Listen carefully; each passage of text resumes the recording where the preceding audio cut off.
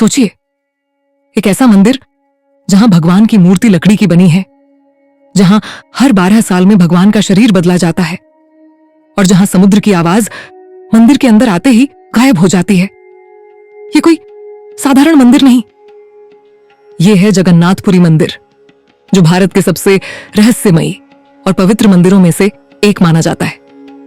कहानी शुरू होती है राजा इंद्रद्युम्न से, जो भगवान विष्णु के बहुत बड़े भक्त थे।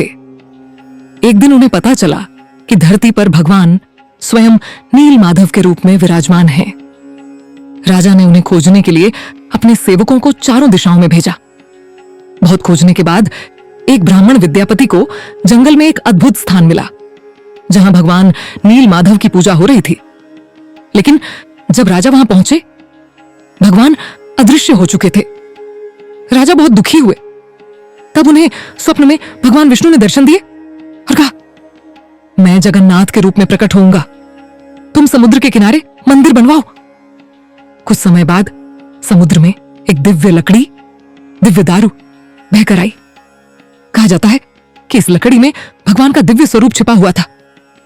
तब एक वृद्ध बढ़ई, जिसे भगवान विश्वकर्मा का रूप माना जाता है, आया और उसने कहा, मैं भगवान की मूर्ति बनाऊंगा, लेकिन एक शर्त है, जब तक मैं अंदर काम करूं कोई दरवाजा नहीं खोलेगा।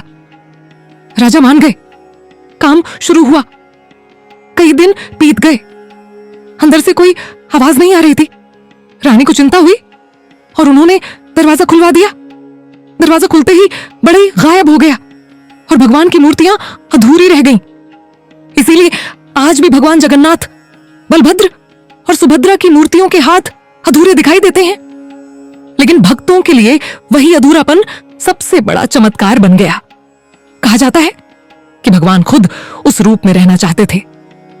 हर 12 साल में यहां नवक्लेवर नाम की परंपरा होती है, जिसमें भगवान की पुरानी मूर्तियों को बदलकर नई मूर्तियां बनाई जाती हैं और पुरानी मूर्तियों को मंदिर के अंदर ही गुप्त स्थान पर समाधि दी जाती है। सबसे बड़ा रहस्य यह है कि मंदिर के ऊपर लगा झंडा हमेशा हवा के विपरीत दिशा में लहराता है और मंदिर के ऊपर से कोई पक्षी नहीं उड़ता।